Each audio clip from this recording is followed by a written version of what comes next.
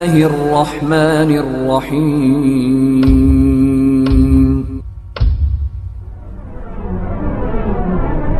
شهر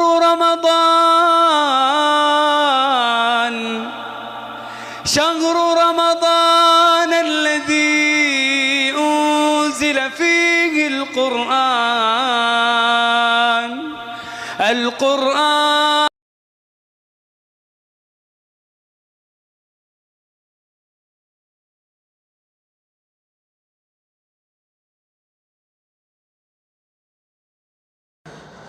الحمدللہ رب العالمین والصلاة والسلام علی سید الانبیاء والمرسلین وعلی آلہ واصحابہ اجمعین اما بعد اعوذ باللہ من الشیطان الرجیم بسم اللہ الرحمن الرحیم 25ویں پارے کی مختصر سی تفسیر پیش کی جا رہی ہے۔ سورہ الشورى، سورہ شورى کے تعلق سے یہ بات ذہن میں رکھیے کہ اگر اس کے اندر تین باتیں تو بہت ساری ہیں، اگر تین باتیں ہی آدمی نوٹ کر لے، تین باتیں ہی اخذ کر لے، تین باتوں پر اگر عمل کر لے تو معاشرہ بہترین ہو جائے گا، ایک دم پرفیکٹ ہو جائے گا۔ صرف تین باتیں، سورہ شورى کی صرف تین باتیں۔ ان میں سے پہلی بات کیا ہے؟ پہلی بات یہ ہے جو اللہ رب العالمین نے سورہ شورى کی آیت نمبر 10 میں کہی۔ اللہ نے کہا وَمَا اخْتَلَفْتُمْ فِيهِ مِنْ شَيْءٍ فَحُكْمُهُ إِلَى اللَّهِ، اور جس چیز میں تمہارا اختلاف ہو اس کا فیصلہ اللہ تعالیٰ ہی کی طرف ہے۔ کسی بھی چیز کے اندر اختلاف پیدا ہو تو اس اختلاف کو ختم کرنے کا طریقہ یہ ہے کہ اس کو آپ اللہ کی طرف لوٹاؤ۔ کوئی بھی پرابلم ہو، آج ہماری سماج کے اندر باتیں کیسی ہوتی ہیں کہ بھئی فلاں مسلک کے لوگ صحیح بول رہے ہیں، فلاں غلط بول رہے ہیں، انہوں صحیح ہیں، انہوں حق پر ہیں، انہوں غلط ہیں۔ اتنے سارے اختلافات جو ہیں، ان اختلافات کو ختم کرنے کا ایک ہی طریقہ ہے کہ اللہ اس کے رسول کے فرمان پر اس چیز کو لوٹاؤ، اللہ کی طرف اس بات کو جو ہے لوٹاؤ، ختم، بات وہیں ٹھیک ہو جاتی۔ جس کی بات قرآن حدیث کے مطابق ہے وہ صحیح ہے، جس کی بات قرآن حدیث کے خلاف ہے وہ غلط ہے۔ تو ایک بات تو اللہ تعالیٰ نے یہ کہی ہے، بڑی بہترین اصول ہے یہ۔ اور اسی طریقے سے ایک دوسری آیت ہے، اللہ رب العالمین نے کہا وَأُمِرْتُ لِأَعْدِلَ بَيْنَكُمْ، اور مجھے حکم دیا گیا ہے کہ میں انصاف کرتا رہوں۔ انصاف، سماج کے اندر اگر انصاف ہوتا رہے تو سماج کے اندر کبھی بھی کوئی پرابلم نہیں آئے گی۔ پرابلم وہاں آتی ہے کہ جہاں انصاف نہ ہو، ظلم ہو۔ اور میں یہاں اگر یہ بات کہوں تو زیادہ بڑی بات نہیں ہوگی کہ بہت سارے لوگ سماج کے اندر جو غلط روٹ اختیار کرتے ہیں، ہتھیار اٹھا لیتے ہیں، کہیں نہ کہیں ان کے ساتھ بھی ناانصافی ہوئی ہوتی ہے، اور اس ناانصافی کی وجہ سے، عدل نہ ہونے کی وجہ سے وہ ہتھیار اٹھا لیتے ہیں، غلط راستہ جو ہے وہ اپنے واسطے چن لیتے ہیں۔ اگر ان کے ساتھ انصاف کیا جائے، دین اسلام نے اس بات پر تعلیم دی ہے کہ سماج کے اندر انصاف اگر نہیں ہوگا تو فساد ضرور ہوگا، جہاں انصاف ہوگا وہاں فساد نہیں ہوگا۔ اس کی مثال میں دوں، رسول اللہ صلی اللہ علیہ وسلم کے دور میں، صحابہ کے دور میں فتن و فساد ختم ہو گئے تھے۔ کیوں؟ کیونکہ وہ لوگ مکمل عدل کرتے تھے۔ اب پیارے نبی صلی اللہ علیہ وسلم کی زندگی کا بڑا مشہور واقعہ ہے، ہم سب اچھی طریقے سے جانتے ہیں کہ آپ صلی اللہ علیہ وسلم کے پاس ایک میٹر آیا۔ اس میٹر میں کیا تھا کہ ایک قبیلہ تھا بنو مخزوم، قبیلے کا نام تھا بنو مخزوم۔ اس قبیلے کے اندر ایک لیڈی تھی، عورت، فاطمہ نام تھا ان کا، انہوں نے چوری کر لیا۔ اچھا، اسلام کے اندر بھائی چوری کیے ہیں، ثابت ہو گیا ہے تو ہاتھ کاٹ دیا جائے گا۔ اب ان کے متعلق فیصلہ ہوا کہ بھائی ہاتھ ان کا کاٹ دیا جائے گا کیونکہ چوری انہوں نے کی تھی۔ اب مخزوم قبیلہ ایسا قبیلہ تھا، بڑا قبیلہ تھا، وہ لوگ سوچے کہ اگر جو ہے قبیلے کی عورت کا ہاتھ کٹ گیا تو قبیلے کی ناک کٹ جائے گی، کتنی بے عزتی ہوگی، سب لوگ جان جائیں گے اس کا ہاتھ کس لیے کاٹا گیا ہے، چوری کی تھی، فلاں قبیلے کی عورت چوری کی تھی۔ تو وہ لوگ جو ہے کچھ بھی شورش لگائے ایسا کہ کیسا بھی کر کے رسول اللہ صلی اللہ علیہ وسلم سے ہم لوگ جو ہے یہ فیصلہ بدلوا لیں، کچھ دیت دے دیں، کچھ اور راستہ اختیار کر لیا جائے مگر ہاتھ جو ہے نہ کٹے۔ قبیلے کے لوگ اپنی بات پہنچائے آپ صلی اللہ علیہ وسلم کی بیویوں کے پاس کہ آپ لوگ بات کرو آپ صلی اللہ علیہ وسلم سے، کیونکہ کسی کی ہمت نہیں ہو رہی تھی اس میٹر میں آپ صلی اللہ علیہ وسلم سے بات کرنے کی۔ تو آپ صلی اللہ علیہ وسلم کے گھر والوں نے کہا کہ ہم سے تو نہیں ہو پائے گا، ہم نہیں کرتے بات۔ آپ صلی اللہ علیہ وسلم کے ایک آزاد کردہ غلام تھے زید، ان کے بیٹے اسامہ ہے نا، اسامہ بن زید، آپ صلی اللہ علیہ وسلم بڑی محبت کرتے تھے ان سے۔ تو اسامہ رضی اللہ تعالیٰ عنہ سے یہ لوگ ملے اور جا کر بولے کہ تم کو تو بہت چاہتے ہیں نا، تمہاری بات مانیں گے، تم جا کر بات کرو۔ اب اسامہ رضی اللہ تعالیٰ عنہ جو ہے ان لوگوں کی پریشانی دیکھ کر کے وہ بات کرنے پہنچ گئے، اور آپ صلی اللہ علیہ وسلم بولے کہ یا رسول اللہ صلی اللہ علیہ وسلم وہ قبیلے کے لوگ بڑے پریشان ہیں، وہ اگر ہاتھ کٹ گیا عورت کا تو پورے قبیلے کی ناک کٹ جائے گی، بڑی بےزتی ہوئی ان کی، تو آپ اس کی جگہ پر دیت لے لیں۔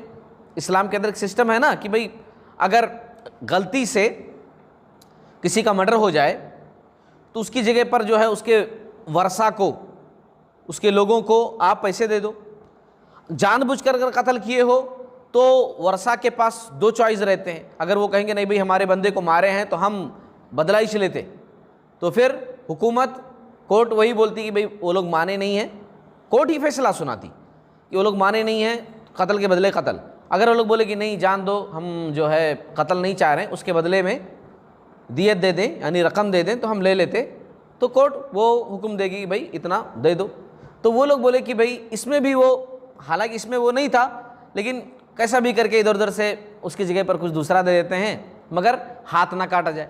اب یہ باتیں آپ صلی اللہ علیہ وسلم کے سامنے جب پیش کر رہے ہیں اسامہ رضی اللہ تعالیٰ عنہ، آپ صلی اللہ علیہ وسلم کا چہرہ غصے سے بدل رہا ہے، آپ صلی اللہ علیہ وسلم بڑا غصہ ہوئے، اور آپ صلی اللہ علیہ وسلم نے کہا کہ اسامہ تمہاری یہ جرت کہ تم اللہ کے قانون میں سفارش کر رہے ہو کہ میں بدل دوں؟ اللہ رب العالمین نے جو حدود، جو قانون نافذ کیا ہے سماج کی اصلاح کے لیے، تو میں اس کو بدل دوں؟ یہ تو فاطمہ مخزومیہ ہے، واقعی میں کمال کی بات۔ یہ سنٹنس جو ہے نا آپ صلی اللہ علیہ وسلم کی زبان سے ادا کرنا، ادا ہونا، آپ صلی اللہ علیہ وسلم کا کہنا اس بات کی دلیل ہے کہ کس طریقے سے وہ انصاف کرتے تھے۔ آپ صلی اللہ علیہ وسلم نے کہا کہ یہ تو فاطمہ مخزومیہ ہے، مخزوم قبیلے کی فاطمہ ہے، اگر میری بیٹی فاطمہ بنت محمد صلی اللہ علیہ وسلم، اگر میری بیٹی بھی یہ جرم کرتی اور ثابت ہو جاتا تو محمد صلی اللہ علیہ وسلم اس کا ہاتھ کاٹنے کا حکم دیتا، جس کی وجہ سے امن قائم ہو گیا تھا۔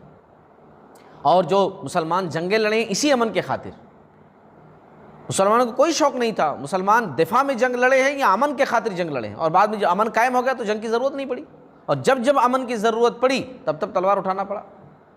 آج بھی بڑے بڑے اپرادھیوں کو پھانسی دے دو کیوں کہا جاتا ہے؟ کیونکہ وہ اس لائق ہوتے ہیں۔ جیل میں ڈال دو، عمر قید کی سزا کیوں؟ کورٹ سناتی ہے، وہ اس لائق ہوتے ہیں۔ پولیس شوٹ کر دیتی ہے کیوں؟ وہ اس لائق ہوتے ہیں۔ امن کے لیے ویسا کرنا ضروری ہوتا ہے، لیکن جب انصاف نہ ہو، اگر غلط طریقے سے کچھ فیصلہ ہو، انصاف نہ ہو، تو پھر اس معاشرے کے اندر کیا ہوتا ہے؟ فتن و فساد پھیلتا ہے۔ ظلم ہو تو وہاں کبھی بھی امن قائم نہیں ہو سکتا۔ آج دنیا کے اندر بدامنی اس لیے ہے کیونکہ انصاف ہے ہی نہیں۔ انصاف اگر ہوتا تو یہ ساری چیزیں نہیں ہوتی۔ تو سورہ شورى کے اندر یہ دوسری خاص بات ہی میں ذکر کر رہا ہوں کہ یہ بات بھی سماج کے اندر لاگو ہو جائے نا تو سماج پورا بہترین ہو جائے۔ ایک تیسری بات اور بھی ہے، اور وہ کیا ہے؟ اللہ رب العالمین نے کہا وَأَمْرُهُمْ شُورَى بَيْنَهُمْ، کہ اپنے کام جو ہے نا آپس میں مشورہ کر کے کیا کرو، اس سے بھی سماج بہترین رہتا ہے۔ میں ایک لیڈر ہوں، میں جو بھی مرضی آئے کر لیتا ہوں، اچھا ٹھیک ہے، کبھی میرا ماننا یا میرا کرنا، میرا فیصلہ ٹھیک تھا، ہو گیا، اچھی بات ہے، لیکن جب غلط ہوگا تب 10 لوگ مل کر کے مشورہ کیے تو آپ کو بھی اچھا لگے گا، بھائی مجھے اہمیت دے رہے ہیں، ہاں میری بات سن رہے ہیں، مشورہ کریں گے، جس کی بات بہتر ہوگی اس پر عمل کریں گے۔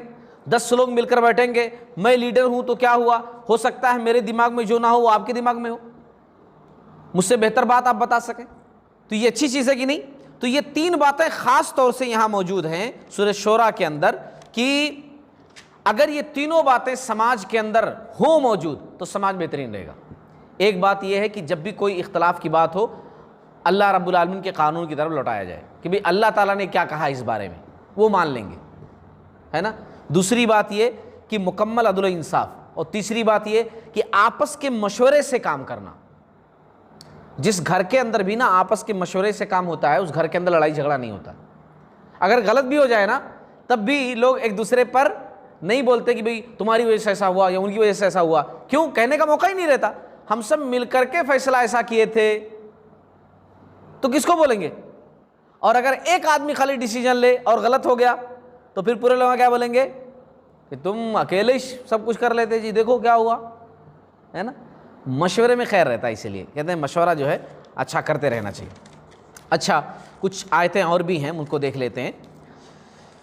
اللہ تبارک و تعالیٰ نے سورہ شورا کی آیت نمبر 20 کے اندر ایک بات کہی ہے کہ دنیا کے اندر 2 قسم کے کسان ہیں. فارمر جو ہے نا 2 قسم کے ہیں. ایک فارمر وہ کہ جو کھیتی باڑی کرتا ہے, غلے کے واسطے زمین کے اندر اناج بوتا ہے, اور اس کا پورا بینیفٹ جو ہوتا ہے, فائدہ جو ہوتا ہے وہ دنیا کے لیے ہوتا ہے. اور ایک کسان وہ ہوتا ہے جو آخرت کی کھیتی کرتا ہے, وہ بھی فلاح ہوتا ہے, وہ بھی فارمر ہوتا ہے, لیکن آخرت کی کھیتی وہ کرتا ہے کہ یہاں میں جتنا کچھ بھی کروں گا وہاں میں پاؤں گا. اچھا, دونوں کسانوں میں فرق کیا ہے کہ ایک کسان جو صرف دنیاوی جو ہے فارمنگ کرتا ہے, دنیا کے واسطے جو سب کچھ کرتا ہے, تو اس کو اتنا ملتا ہے جتنی اس نے محنت کی ہوتی ہے. لیکن جو آخرت کے واسطے محنت کر رہا ہوتا ہے, آخرت کے واسطے جو کسانی کرتا ہے, فارمنگ کرتا ہے, وہ ایسا ہوتا ہے اس کا فائدہ کہ دنیا میں بھی فائدہ اس کا ہوتا ہے اور آخرت میں بھی اس کا فائدہ ہوتا ہے. اور فائدہ اتنا ہوتا ہے کہ جتنا وہ چاہتا ہے, یعنی فائدہ بہت زیادہ اس کو ہوتا ہے. اللہ نے یہ دونوں کسانوں کا تذکرہ اس میں کیا ہے آیت نمبر 20 کے اندر. مَا كَانَ يُرِيدُ حَرْثَ الْآخِرَةِ نَزِدْ لَهُ فِي حَرْثِهِ, جس کا ارادہ آخرت کی کھیتی کا ہو ہم اسے اس کی کھیتی میں ترقی دیں گے, اور زیادہ دیں گے, اور ہے نا پلس پلس پلس اور زیادہ بڑھا چڑھا کر کے ہم دیں گے. اور جو دنیا کی کھیتی کی طلب رکھتا ہو, وہ دنیا چاہ رہا ہو کہ میں بس مجھے سب لینا دینا کچھ بھی نہیں ہے, مجھے دنیا ہی چاہیے, بس یہی چاہیے خالی, اس کی طلب رکھتا ہو, تو ہم اسے اس میں سے کچھ ہی دیں گے. وہ کچھ ہی دیں گے, وہ کتنی محنت کر لے وہ جتنا لکھا ہوا اس کی قسمت میں اتنا ہی ہم دیں گے. ایسے شخص کا آخرت میں کوئی حصہ نہیں ہے. جو خالی دنیا چاہ رہا ہو نا, دنیا کے واسطے محنت کر رہا ہو, تو دنیا میں ہم دیں گے اس کو, محنت کر رہا ہے نا تو دنیا میں دے دیں گے, لیکن آخرت میں کچھ بھی نہیں. لیکن جو آخرت کے واسطے, اس کو دنیا بھی دیں گے اور آخرت بھی دیں گے, دونوں چیزیں دیں گے. تو یہاں پر اللہ رب العالمین نے جو ہے دونوں کسانوں کا تذکرہ کیا ہے. اچھا, اب آگے ہم آیت دیکھیں. ایک آیت ہے آخرت کے بالمقابل نا دنیا بڑی مختصر ہے. آخرت, اگر آخرت دیکھو, آخرت کی چیزیں دیکھو, تو اس کے بالمقابل یہ دنیا بڑی مختصر ہے. اور آخرت کے حقیقی جو چاہنے والے ہوتے ہیں نا, اس کا بھی تذکرہ اللہ رب العالمین نے کیا ہے. وہ کیسے ہوتے ہیں, ان کی صفات کیا ہے نا, کیا خاص باتیں ان کے اندر پائی جاتی ہیں. اللہ رب العالمین نے, ہم پڑھیں آیت نمبر 36 سے لے کر 37 38 آیت نمبر جب پڑھیں گے تو اللہ رب العالمین نے فرمایا ہے, اللہ رب العالمین نے کہا ہے, تو تمہیں جو کچھ دیا گیا ہے دنیا کے اندر, اب وہ چاہے قارون کی دولت ہو, ہے نا, امبانی کی دولت ہو, یا کسی بڑے سے بڑے امیر آدمی کی دولت ہو, آخرت کے بالمقابل ان کی ویلو کیسی ہے. تمہیں جو کچھ دیا گیا ہے وہ زندگانی دنیا کا کچھ یوں ہی سا اسباب ہے, یعنی وہ یوں ہی ہے.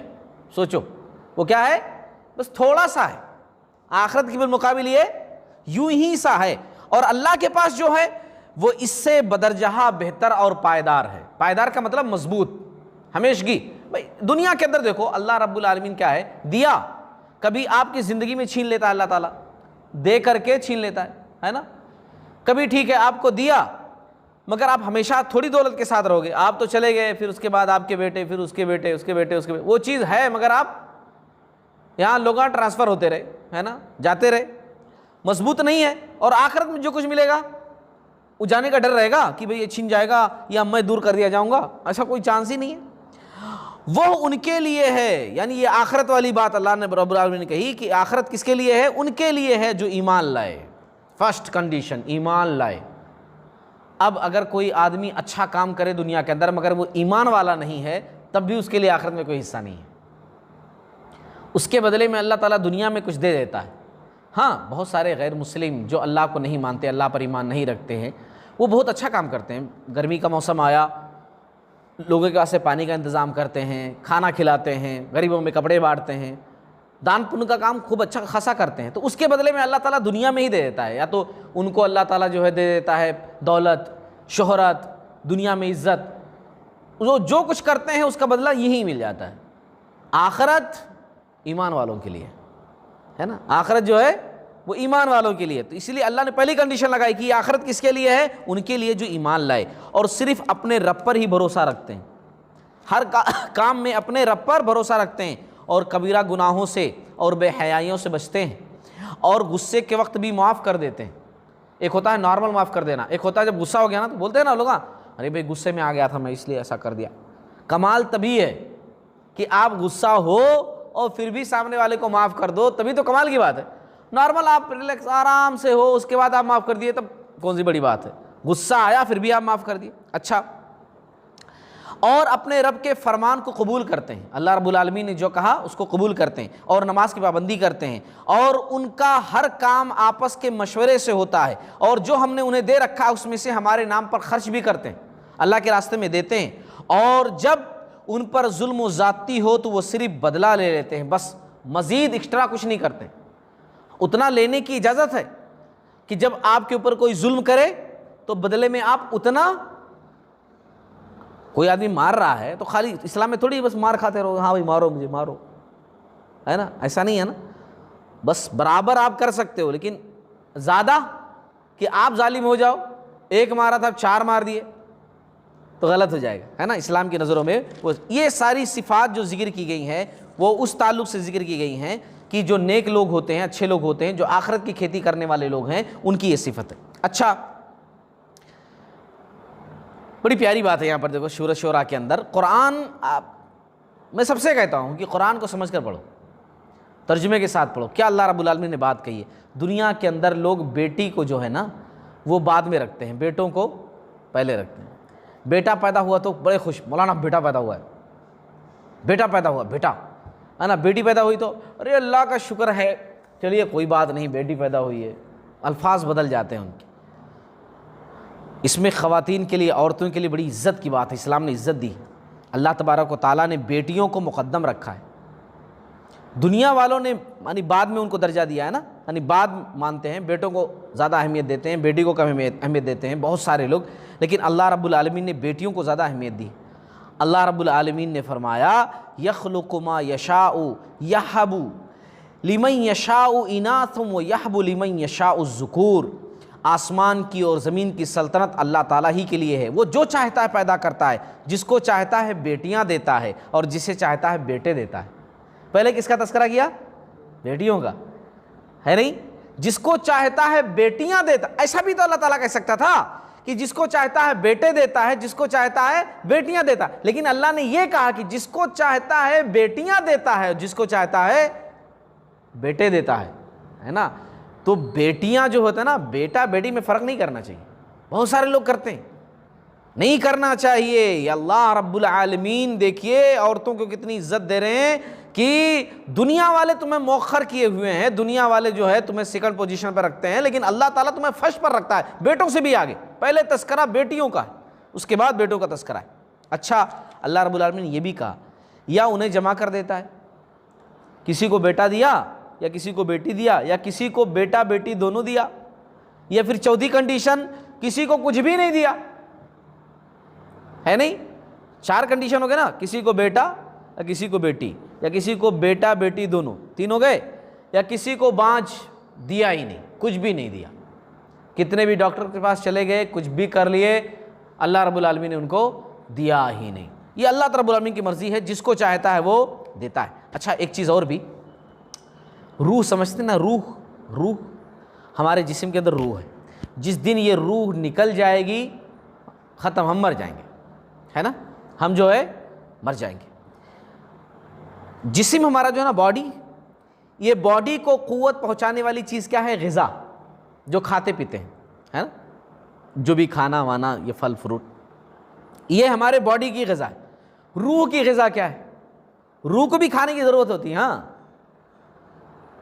ہم دیکھتے ہیں صحابہ کرام کو کہ پیٹ میں روٹی نہیں ہے مگر روح اتنی مضبوط ہے کہ پھر بھی جنگ لڑ رہے ہیں.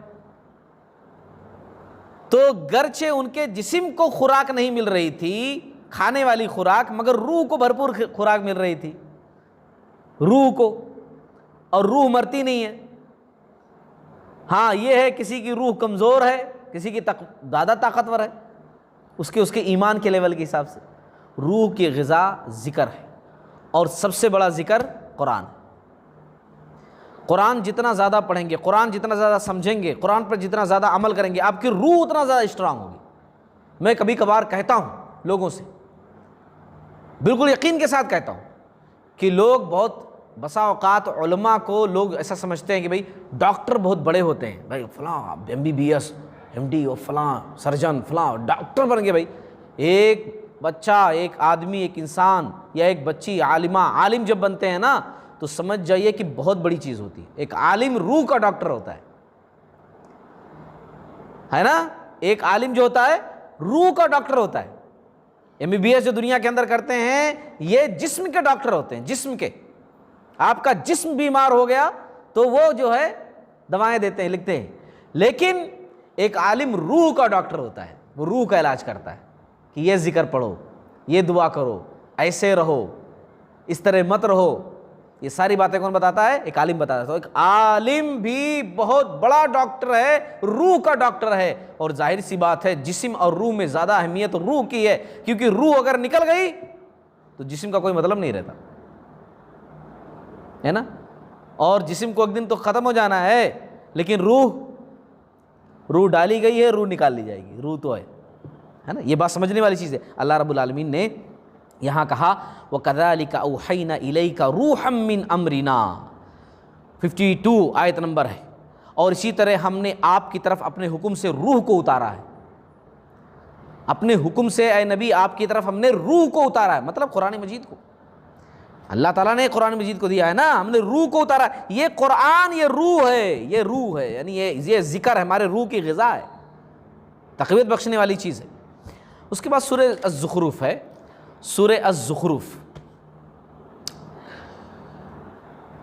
الزخرف کے اندر کچھ آیتیں میں خالی ترجمہ کر دوں، تشریح نہ کروں، آپ سمجھ جائیں گے. اتنی پیاری آیتیں ہیں. آیت نمبر 10 سے لے کر کے تقریباً 13 تک میں خالی ترجمہ کر دوں. اللہ رب العالمین نے فرمایا الذی جعل لکم الارض مہدا وجعل لکم فیہا سبلا لعلکم تہتدون. وہی ہے جس نے تمہارے لیے زمین کو فرش بنایا، زمین کو فرش بنایا، اور اس میں تمہارے لیے راستے کر دیے، راستے بنائے زمین کے اندر تاکہ تم راہ پا لیا کرو. ایسا نہیں بنایا کہ تم چل ہی نہ پاؤ. بعض لوگ ایسا آتا ہے کہ بعض لوگ بولے، اعتراض کیے کہ زمین جو ہے نرم ہونی چاہیے تھی، بڑی سخت اللہ تعالیٰ نے بنا دی. ہوتے نا کچھ لوگ کہ خالی پلی بولتے رہتے ہیں، اللہ تعالیٰ نے دماغ دیا ہے تو کچھ بھی بولتے رہتے ہیں بغیر سوچے سمجھے، کہ زمین کو اللہ تعالیٰ نے بہت سخت بنا دیا. نرم ہوتی کتنے بھی اوپر سے گرتے چوٹ ہی نہیں لگتی، کتنا اچھا ہوتا. اچھا اس پوائنٹ پر خالی سوچ کر کے خوش ہو رہے ہیں کہ ہاں اگر ایسا ہوتا تو ایسا ہو جاتا. لیکن یہ بھول گئے کہ اگر زمین نرم ہوتی تو ایسے گاڑیاں بھاگ سکتی تھیں، ایسے ٹرینیں دوڑ سکتی تھیں. کتنے پرابلمز ہوتے نہیں، بہت پرابلم ہوتے نا. تو کہنے والے بھول جاتے ہیں اللہ تعالیٰ نے جو چیز بنائی ہے نا، میرے رب نے وہ ہر چیز پرفیکٹ بنائی، ہر چیز بہترین بنائی. اچھا آگے اللہ رب العالمین نے کہا اسی نے آسمان سے ایک اندازے کے مطابق پانی نازل فرمایا.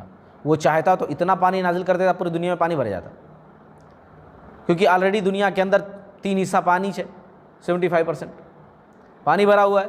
اور اللہ تعالیٰ اگر پانی نازل کر دے اپنی مرضی سے پورا بھر کر کے تو پھر پانی پانی ہو جائے. اس لیے اللہ نے کہا ایک اندازے کے مطابق جتنی ضرورت تھی. کبھی وہ ضرورت سے زیادہ ہو جاتی تو دیکھو کتنا طوفان آ جاتا ہے، کتنی پرابلمس آ جاتے.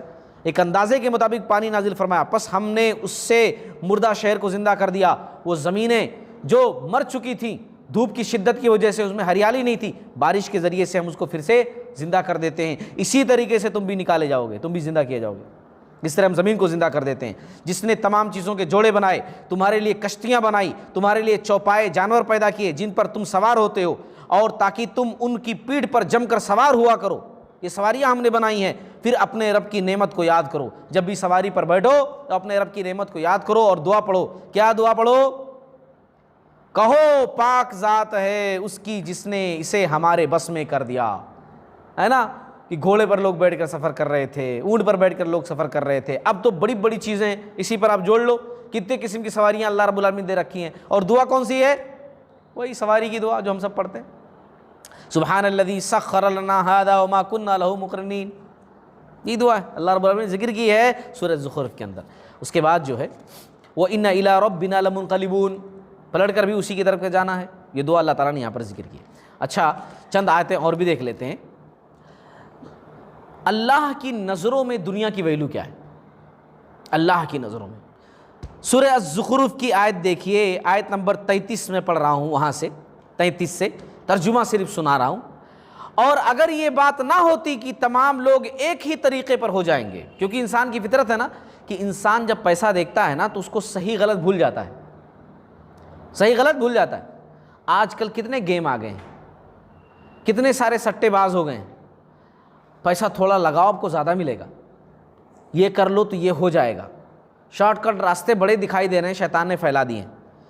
اللہ تعالیٰ نے کہا کہ اگر یہ بات نہ ہوتی کہ لوگ جو ہے اس کی وجہ سے امتحان میں پڑ جائیں گے اور لوگ بھاگ بھاگ کر کے وہی چیز اختیار کریں گے، اگر ایسا نہ ہوتا تو رحمان کے ساتھ کفر کرنے والے جو لوگ ہیں، جو اللہ کو نہیں مانتے، ان کے تعلق سے اللہ نے کہا ان کے گھروں کی چھتوں کو ہم چاندی کا بنا دیتے۔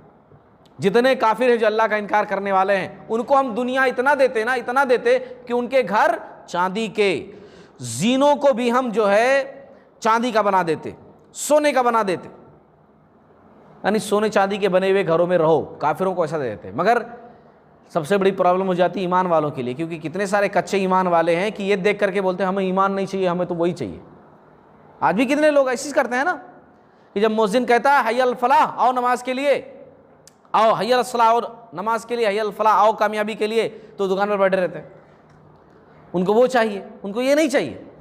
اب آپ سوچئے کافروں کے گھر سونے کے بنے ہوئے ہیں تو کیا کرتے؟ نہیں بھائی وہی اچھا ہے، ہمیں وہی ملنا چاہیے، دنیا وہی ہے، عیش وہی ہے، پیسہ وہی ہے، پیسہ ہی سب کچھ ہوتا ہے۔ تو اللہ تعالیٰ نے کہا کہ اگر یہ بات نہ ہوتی کہ لوگ ایک ہی طریقے پر ہو جائیں گے تو ہم جو ہے رحمان کے ساتھ کفر کرنے والوں کے گھروں کی چھتوں کو ہم چاندی کا بنا دیتے، زینوں کو بھی جن پر وہ چڑھتے ہیں، ان کے گھروں کے دروازے اور تخت بھی جن پر وہ تکیہ لگا کر بیٹھتے ہیں، سب سونا چاندی کا بنا دیتے، اور سونے کے بھی، اور یہ سب کچھ یوں ہی سا دنیا کا زندگی کا فائدہ ہے۔ اللہ نے یہ تمام چیزیں ذکر کرنے کے بعد کہا، حالانکہ آج دنیا کے اندر ایسا کسی کے پاس نہیں ہے کہ سونے چاندی کا گھر ہو، لیکن اللہ نے کہا کہ ایسا بھی ہم کر دیتے نا تو پھر بھی جان لو ایمان والو کہ ہماری نظروں میں دنیا کا اتنا سب کچھ بچ یوں ہی سا ہے، کچھ بھی نہیں۔ ایک حدیث کے اندر تو اتنی بڑی بات ہے کہ اگر اس دنیا کی ویلو اللہ تعالیٰ کی نظروں میں، یہ دنیا ہے نا، اس دنیا کے اندر اللہ نے جو جب کچھ دے رکھا ہے، اس کی ویلو ایک مچھر کے پر، مچھر کا پر دیکھیں کتنا چھوٹا رہتا، مچھر کے پر کے برابر بھی اللہ کی نظروں میں دنیا کی ویلو ہوتی تو کسی کافر کو جو اللہ کو نہیں مانتا اللہ تعالیٰ ایک بوند پانی بھی نہیں دیتا اللہ تعالیٰ، مگر اللہ دے رہا ہے نا، جو بلکہ نہیں مان رہے ہیں اللہ تعالیٰ کو ان کو کچھ زیادہ ہی دے رہا ہے، کیونکہ آخرت میں ان کا کچھ حصہ نہیں ہے۔ اچھا یہ بات اچھی طریقے سے جان لو کہ جس کو چاہے مسلمان ہی کیوں نہ ہو اللہ تعالیٰ نے اس کو زیادہ دے رکھا ہے، تو اس کا مطلب یہ نہیں ہے کہ اللہ تعالیٰ اسے بڑا خوش ہے، اللہ اس سے بڑا راضی ہے اس لیے دے رکھا ہے، اور جس کو نہیں دیا ہے اللہ تعالیٰ اس سے ناراض ہے، بالکل بھی نہیں۔ اللہ رب العالمین کبھی کبھی کسی کو کیا ہے معلوم، ایسے دے کر آزماتا ہے، لے بھائی لے تجھے میں دے رہا ہوں مگر یہ تیرے واسطے امتحان ہے، اور کسی سے لے کر کے آزماتا ہے کہ نہیں دوں گا اب تیرا امتحان ہے نا، چیز وہی ہے لیکن امتحان الگ الگ طریقے سے۔ جیسے میں ایک ایگزامپل دوں، ایک طوطا ہے آپ کے پاس ہے نا، آپ اس کو پنجرے میں اچھے سے بند کیے ہوئے ہیں، بہترین پنجرا ہے، آپ اس کو لا کر کے فروٹ ڈال رہے ہیں، آپ اس کو لا کر اس کے پسند کی چیزیں کھلا رہے ہیں، ہے نا، ہر چیز دے رہے ہیں اس کو، بہترین بہترین اچھی اچھی چیزیں لا کر کھلا رہے ہیں، وہ کھا رہا ہے۔ اب یہ چیزیں کیوں کھلا رہے ہیں آپ؟ خوشی خوشی کھلا رہے ہیں نا، اس کو کیا کر رہے ہیں؟ خوشی خوشی آپ کھلا رہے ہیں۔ اچھا وہی چیز ہے، اچھا آپ کے گھر میں ایک چوہا ہے بہت تنگ کیے ہوئے، آپ اس کے واسطے بھی پنجرا لے کر آئے، باکس لے کر گئے، اس میں بھی وہی چیزیں جو طوطے کو کھلا رہے تھے چوہے کو بھی پسند تھی، وہ لٹکا دیے، ہے نا، اب اس کو بھی وہی چیز آپ کھلا رہے ہیں، کیوں کھلا رہے ہیں؟ خوشی خوشی کھلا رہے ہیں؟ نہیں نہیں، آپ بھائی کھا، تیرے کو بتاتا ہوں میں، تو آپ پہلے کھا. اللہ رب العالمین کسی کو ایسا دے کر کے جو ہے آزماتا ہے اور کسی سے لے کر کے آزماتا ہے. چیز وہی ہے نا, کسی کو دیا کسی کو نہیں دیا. تو اللہ تعالیٰ کی آزمائش ہوتی ہے, لوگ جو ہے سمجھ نہیں پاتے ہیں. اور آخرت تو آپ کے رب کے نزدیک صرف پرہیزگاروں کے لیے, جو متقین لوگ ہیں, پرہیزگار لوگ ہیں, ان کے واسطے آخرت ہے. اچھا,